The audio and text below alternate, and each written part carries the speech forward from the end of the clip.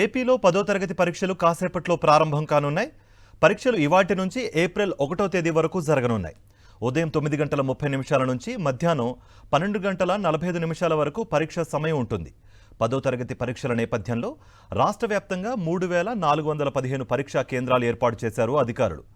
6,40,916 మంది విద్యార్థులు 10వ తరగతి పరీక్షలు రాసేందుకు సిద్ధమయ్యారు. 6,22,074 మంది రెగ్యులర్ విధానంలో పరీక్షలు రాస్తుండగా 18,842 మంది ప్రైవేట్ విధానంలో పరీక్షలు రాయనున్నారు.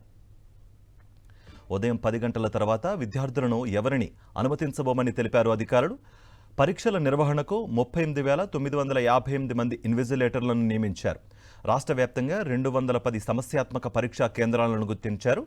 ఫోన్, స్మార్ట్ వాచ్, క్యాలిక్యులేటర్స్ను ఎగ్జామ్ హాల్లోకి అనుమతించబోమని విద్యాశాఖ స్పష్టం చేసింది. 10వ తరగతి విద్యార్థులకు ఆర్టీసీ ఉచిత ప్రయాణం కల్పించింది. హాల్ టికెట్ చూపించిన వారికి ఉచిత ప్రయాణం కల్పించారు.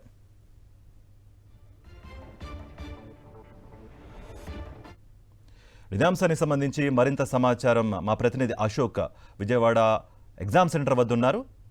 అశోక్.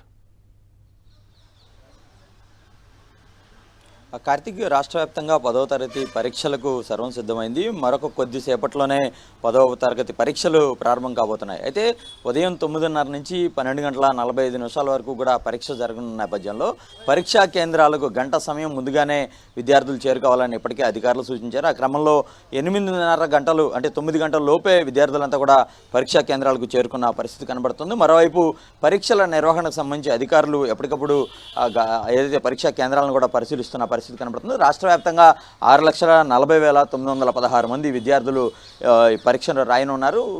ఏదైతే 210 సమస్యాత్మక పరీక్షా కేంద్రాలను కూడా అధికారులు గుర్తించారు.